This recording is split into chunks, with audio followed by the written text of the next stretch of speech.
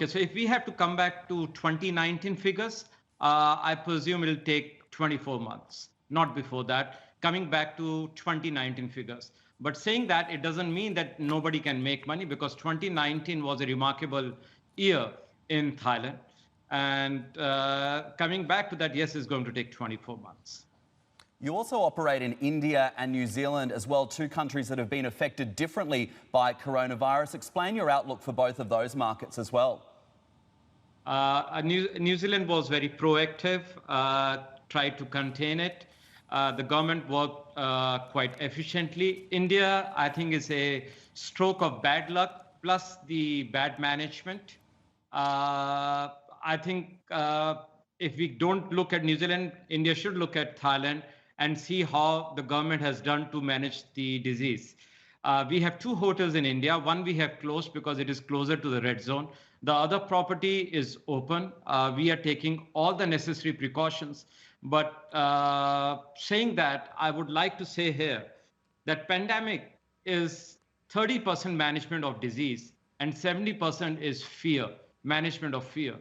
And as an organization, as private sector, we can only work towards 70% fear factor. Where we have gone wrong is believing in the big data alone in isolation and not taking the qualitative aspect. Deepak, Hadley out in Dubai, a quick one for you in terms of what happens next there. I mean, how big a part do you think that the airlines are going to play in the recovery here? Because we've seen so many back and forths, frankly, between industry players and governments across the western part of the globe anyway, about how quickly they're going to be able to get these flights going again. And in terms of the quarantines themselves, how tough do you think it's going to be, frankly, to bring back that tourism to Thailand, even that higher end tourism, as a result of the fact that we've got so much going on in the airline industry right now that remains quite volatile, off that fear factor that you're talking about? So two things is going to happen. Right now, before pre-COVID, average stay in Bangkok was 1.8 days. That's going to increase to 2.3 or 2.4. Now, we used to do 1,600 people daily in 2019 only for our restaurants and bars. That is going to reduce to, say, 600 people a day. And these 600 people are going to spend double or more than double as compared to before. So revenue-wise, we see we'll be marginally behind 2019 figures.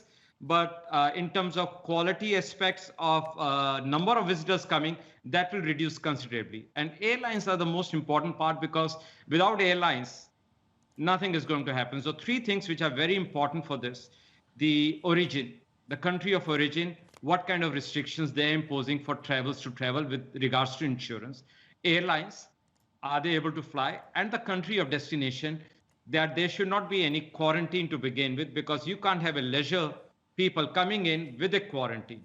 So I think the government needs to work on these factors, and maybe that is the reason that the international travel may take until the end of the year to start.